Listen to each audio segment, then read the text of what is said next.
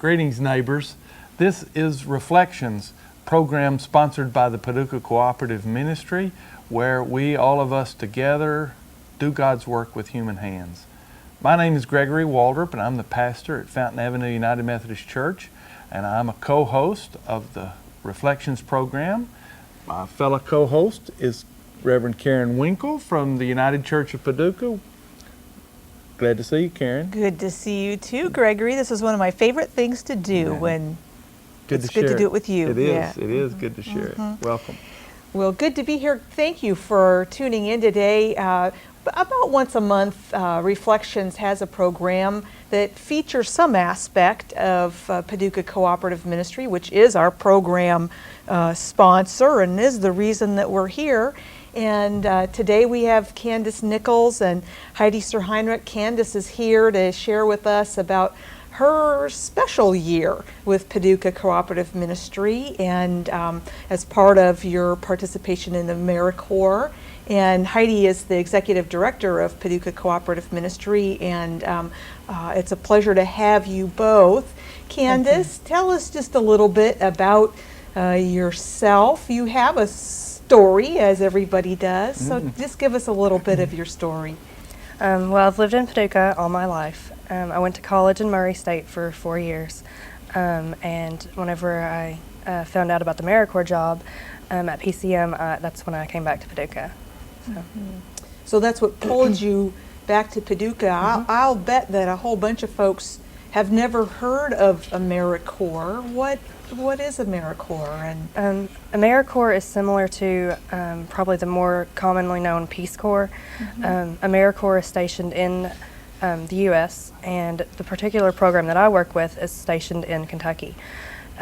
People go all over the state doing certain things. For instance, whenever the hurricane happened, there were AmeriCorps volunteers from all over the U.S. that went to Mississippi to do disaster relief. There are some that are stationed in certain states, like I said, in Kentucky for myself. And basically you just do the work that is needed in the area you're in. So were you able to request the area that you wanted, or? No. No. I just got lucky. I would say so. Yeah, the one that I'm in right now has 26 participants, each are stationed in Kentucky, and most of them were able to apply to an area near their station, but if something happened that I didn't get the one in Paducah, then I could apply for the one in Richmond or London, or the various other locations. If I wanted to do another program, then I wouldn't be able to pick it all, because it would be anywhere that they decided to send me. And is there prerequisites for this? Do you have to be a college graduate, or can you do it? You have to be 18 years old. 18 years old? And that's it. For this particular program, I believe that was the only requirement. Some programs do require you to have a certain degree if you're in a certain field. However, this one was just being 18 years old and graduating high school. And it provides a modest stipend, a living stipend, but then college credit or college tuition? Yeah, it's a little over $10,000 for a year for a monthly stipend, and then which is given to you on the 15th and the 1st of every month.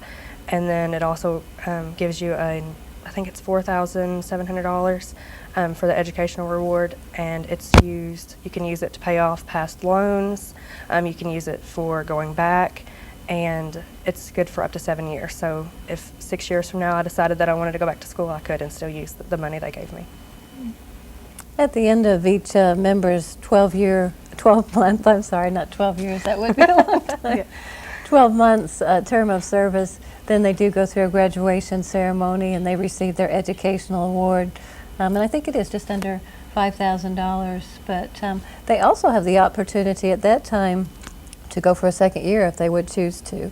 So there is a maximum 2 years possibility of service in this program. And what's the commitment that PCM has in all of this? We provide a financial match that is about $5,000.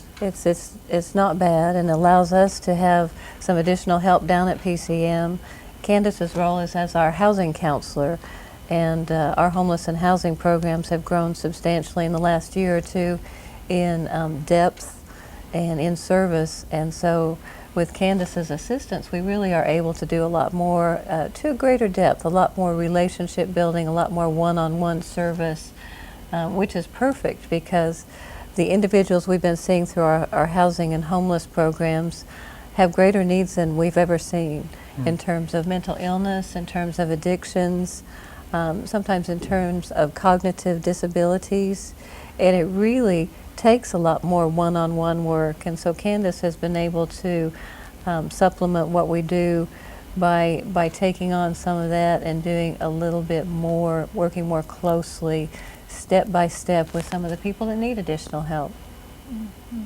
So how does that happen? Do you have an office?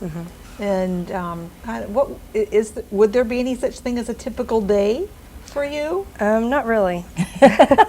There's probably There is no such thing as a typical day at PCM, but she's done a lot of interesting things. There's probably a typical week, which consists of moving someone from one apartment or from our shelter into their own apartment, meeting with clients on a basis of like probably 30-minute increments. Then there's also just helping out with the office, things that need to be done. And then helping with the shelter, anything that our shelter manager might need, getting stuff ready for her, and basically just anything that comes up. All the time we have people come up that need some kind of financial assistance or need some kind of help, and I fill in the, I guess, cracks whenever they need a little help with that. Candace has moved furniture. She's literally moved people into their new apartments. He replaced a washing machine over at the shelter one day that had gone out, gone to pick up donations. But one of the most important things too, I think, is that when somebody comes in new, the first day at PCM, it's a little bit overwhelming, and we try to minimize that a little bit by doing just the minimal information gathering on the first day. But then we have a follow-up time where Candace will be able to sit down and just go into a little bit more depth about, you know, the cause for the homeless situation and what kind of resources do we need to be connecting this person to, and helping them to set some goals. You know, let's see if we can get food stamps signed up for by the end of this week. And have you ever heard about the vocational rehabilitation program? That might be something that would be appropriate for your situation. So she really provides that follow-up care after that initial entry into the shelter. And one of the most interesting things I think about the Paducah Cooperative Ministry is this continuum of care, as they describe it, that really takes people from any level in which they enter the homeless requirements and moves them through to a sort of successful reintroduction into the community and that sort of thing. Are you a part of that? Tell us a little bit, either of you, about the continuum of care work. I've went to a few of the meetings for Continuum of Care, and I believe Heidi's intention is to get me involved with Continuum of Care. As far as like the work they do, I don't think I really well, there's a statewide continuum of care in addition to our individual continuum of care that covers the entire state of Kentucky and funnels resources and technical assistance to all of the homeless providers. And so we do quite a bit of networking. And so Candace has had a chance to kind of see some of the other programs in the state, like PCM and what they're doing. But she's got a really neat project coming up in January. You want to tell them about the Point in Time? The Point in Time is from, I believe it's from 10 to 6. We're going to count every single homeless person in our area. The hopes is that KHC, which is Kentucky Housing Corporation, can get an accurate count or a close to accurate count of how many homeless people there are in Kentucky for future funding from federal grants and that kind of stuff. Basically, we have a survey. We're supposed to recruit volunteers and to get everyone possible to go out and find the homeless where they're at.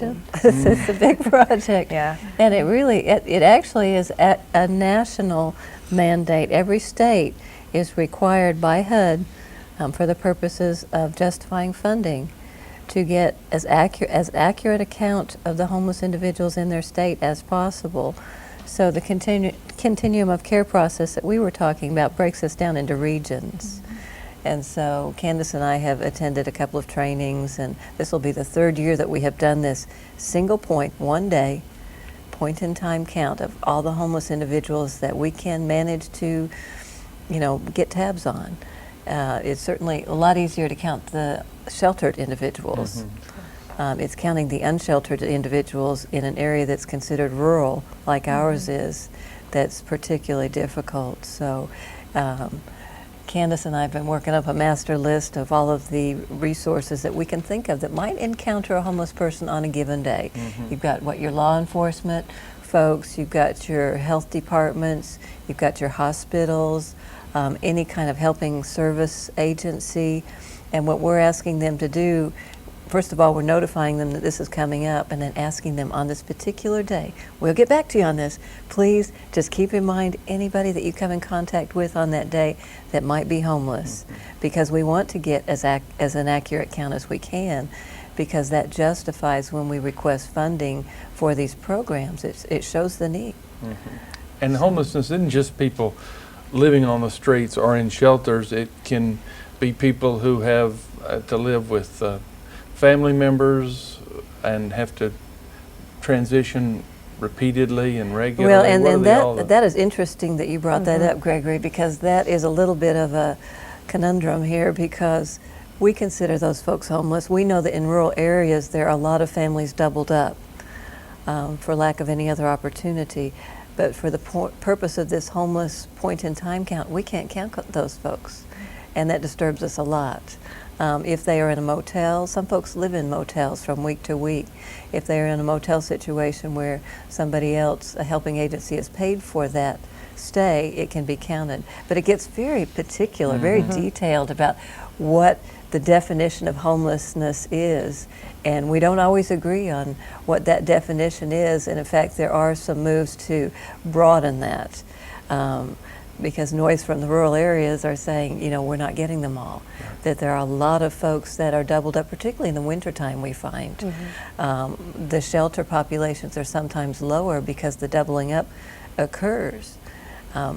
We have found that summertime is our heaviest time at the homeless shelter, because the kids are out of school and the stresses of those doubled up households become a little more intense, and they can't do it anymore. But that's an interesting sort of conflict that we're all working on right now, is how to better define homeless and who fits that classification and who can receive appropriate services.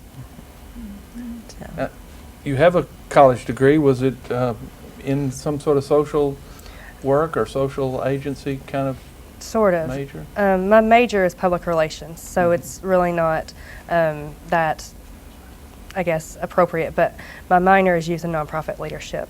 And that's what I really wanted to do. Basically, I got the public relations degree so that I would understand a little bit about business and how things worked, and because my hope is to one day start my own shelter or nonprofit of some kind.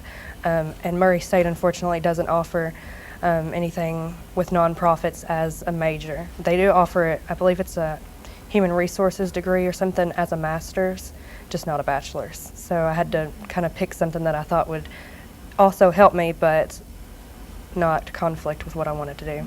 Thinking back, I should have been a social work major, though. I think the beauty of this position, if I might say so, is that if you come and spend a year at the Paducah Cooperative Ministry, and not just our agency, but other agencies, you're going to get a fantastic education, because you're going to do a little bit of everything. You really are. You're going to come in contact with all different types of populations, whether it's those that have addiction issues, those that have mental health issues. You've got the family dynamics. You've got the folks with different disabilities. So I know that Candace has, one of the things she's been doing is visiting different community resources to find out, what does this resource agency do? What does this resource agency do? So that when she sits down and talks to our folks, she's in a better position to explain, you need to go over here, this is who you asked for, this is what they can do for you. And so you learn the community, you learn the individuals, you learn how everything connects statewide and nationwide. And by the time her year is up, I really think, besides knowing how to hook up and unhook washing machines and move sofa beds and things like that, she will have really had some interesting experiences, I think, and been challenged in a lot of ways that really helps to add on to her college education. So that's what we hope for Candace, and what we've seen from other folks in the past. We actually have 2 former AmeriCorps members on staff at PCM, so we've had a long history with AmeriCorps, and we think it's a fabulous program. Sheila Forrest, who's our shelter director, went through the AmeriCorps program for 2 years. And Nikki Straw, who's our homeless services coordinator, who works very closely with Candace as our housing counselor, also went through the AmeriCorps program. So it's a wonderful training ground. And you get together statewide with folks, don't you? And see, you guys have some additional trainings, right?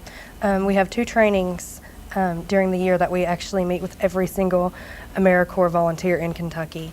For instance, I believe it was October, we had a midwinter training, and there were over 200 volunteers there. We got sworn in on the steps of Frankfurt at the Capitol, and had a few people speak and everything, and that was kind of overwhelming. It was wonderful to see that many people involved with helping just in Kentucky.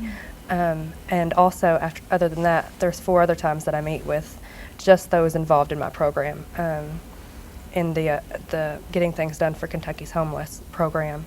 And during those 4 times, we have speakers that come and teach us things, or we get to just share our own stories and relate to each other and learn from each other, and learn from more about AmeriCorps and more about the organizations we're working for. Now, you guys are divided up into 2 different categories, right? We've got the housing counselors, and then they have construction specialists. And those folks are usually assigned to entities like Habitat for Humanity, and they're actually building and constructing the homes. And then the segment that Candace represents, the housing counselors, are doing the face-to-face, one-on-one with the individuals. And really is a neat program. It's a very strong program, and I think it's probably one of the best in the state of Kentucky as far as organization and commitment, and we're proud to be a part of that. Also, the program that I'm working with, it's only one of 2 of the organizations, the AmeriCorps organizations in Kentucky, that has volunteers stationed all over Kentucky.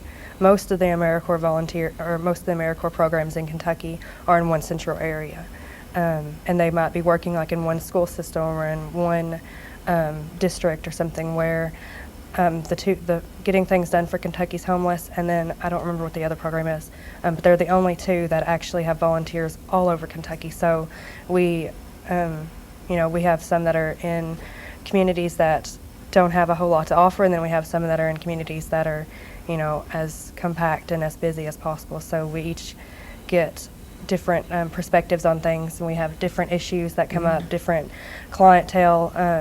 And I like that about our program, because we each have something different to offer to each other. I'm curious to know what the hardest thing that you have had to do so far has been. What has been the most challenging? Basically getting involved with knowing what the community has to offer. It's the worst feeling whenever a client comes in and they ask you what they need to do, and you have to say, I don't know. But luckily, I'll get back to you on that. Yeah, luckily with the people that I work with and the experience of those in the office with me and Sheila, our shelter manager, if I don't know the answer, I can find the answer one way or the other. And if the people that I work with don't know the answer, then they at least know how to get the answer. But that's been the hardest thing for me. And I've said before, I wish that everything I've learned in the last 3 months came in a textbook. Because, you have to learn from each experience. And the thing with the people that come into our shelter is everyone's different. Some will come in and their goal is to get housing and to get food stamps, Right. and real focused. right. Yeah. And then some people come in and they don't know what they want to do. They just basically are looking for a bed to sleep in, and although we do provide that, that's not our goal. We want to help them get from where they need a bed to sleep in to where they have their own bed to sleep in. And so each person learning the differences in each person and knowing how to help each person individually is also a challenge, because sometimes you just don't know, and sometimes the clients are kind of hard to get to know. Yeah, So- it takes a little while to build that relationship Sure. and develop that trust and figure out where the starting point is with each individual person, because they are all different, aren't they? What worked for the last one may not even, have any impact at all on the second person. You have to start over and really get to know that person, find out their motivations and their needs, and as you do that, you find out a little bit about what their life has been and what's brought them to that place. Well, that is appropriate in this instance as well. Obviously, Candace, you haven't come to the AmeriCorps Paducah Cooperative Ministry work because it's financially lucrative. Something else has called you here, inspires you to be here. Tell us a little something about what it is that attracts you here and what life experiences connect you here.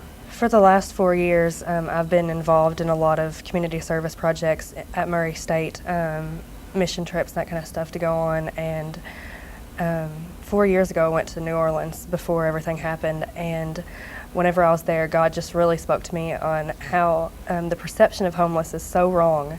Most people believe that the homeless are just lazy or don't feel like getting out and, getting a job. And of course, that has some truth to it. Some people do have that mentality, but most of the time it's not that. Most of the time it's, something's happened, their house burnt down, or they've had an accident or a medical illness or something that's just caused them to be in this situation. Something I read was that I believe it's 70% of Americans are one paycheck away, one accident away, one illness away from being homeless. There are so many people that don't think that they could ever be that way, but there are so many people that if one thing happened due to financial debt or lack of resources, if something happened and it enabled them to not be able to work or enabled them to not be able to keep their house, then they could be in our shelter.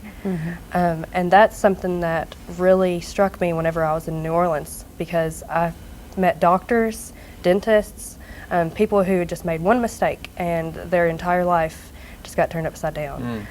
Or some of them, they had lost a child, and the depression from that made them not be able to function. And so I love that God's given me the heart to want to touch those people and reach out to those people who feel like they have no hope, and show them that there is hope. And our motto is, I guess, doing God's work with human hands, and that's something that I feel like we do every day. We get to show people the love of Christ by giving them financial assistance, or giving them a pillow to sleep with at night, or giving their child a toy for Christmas. And just being able to make them feel like there's actually a reason to get up in the morning. Yeah. And how marvelous that, clearly your sense of purpose is related to your faith, but AmeriCorps isn't a faith-based effort. So how marvelous it is that as you participate in this program, you can be overt about how your faith fits with what you're doing, and PCM supports that as well, because you could be in a secular nonprofit organization and maybe not have that, be able to be so much a vital part of what you're doing. You'd have to maybe keep that a little bit more hidden. Right. That's beautiful. God definitely had a play in me getting placed in Paducah Cooperative Ministry, because there are so many organizations that AmeriCorps works with that are not faith-based. There's Community Action and Habitat, which and just there's many different organizations, and most of them don't have any kind of faith-based requirement, I guess, or whatever. But I know that whenever God placed me at Paducah Cooperative Ministry, it was for a reason, because We prayed for her. Yeah. We really did when we put in that application. Sure. We prayed that God would send the right person, and when you see God's answer, you recognize it at once. And she has been such a delightful fit in with the rest of the staff, and has not been afraid to jump into anything, to ask questions, and is committed to learning the job, to learning the system, to learning the connections. And it's a real tribute to Candace, and we're grateful for her. But also, earlier in the conversation, this was really occurring to me. It would be very easy for an organization to say, yeah, come on and help us, and we'll use the gift that you have to give for this year or for an additional year. But I'm really feeling moved by the commitment that PCM has. You are investing, by your attentiveness to the training that you're giving and the support that you're giving Candace. You are making a difference for wherever Candace is going to go and share her gifts, which could be Cleveland, Ohio, or Long Beach, California, or wherever your work takes you. And that's a beautiful thing, I think. Then it makes it a circle. Yes. Which you are being intentional about, I can see. Right. What about any resources that nourish your souls? Books or devotions or anything that you'd like to share with the folks who view this that really inspires you, that might work for them too? I have a Bible study that I did 6 years ago when I was a sophomore in high school with my church, and it's Falling in Love with Jesus. And it's a wonderful book. I would recommend it for any young lady or older lady, any woman, because it really touches on how Jesus is supposed to be the one who fulfills everything in your life, fulfills your desires and your wants and your needs and your longings. It taught me so much. It speaks about actually dancing with Jesus and being in his arms and that kind of stuff. And that's something that's really, I loved it because it just helped me fall in love with Jesus. Mm-hmm. You can love God and love Jesus, but it's totally different than being in love with him. Mm-hmm. And it's the same as relationships. It's the same concept. And like, I'm in love with my job. Mm-hmm. And that's something that I feel like I can apply to so many different aspects. They actually do have a book on it as well. The one I did was a Bible study, and I've went through it a few times since then. But I would recommend that to anyone. The name of it again? Falling in Love with Jesus. Great. Beautiful, beautiful. Well, Gregory, we're out of time. I think so. Candace and Heidi, thank you so much for being with us and sharing with us, and blessings upon the remainder of your time with PCM, and just continue to give what you have and let PCM give what they have as you discover more fully the ministry that you're called to. We so thank you for being with us today. Reflections, this program sponsored by Paducah Cooperative Ministry. We do hope that you, in your own way, help PCM do God's work with human hands. Thank you for being with us. Shalom. Shalom.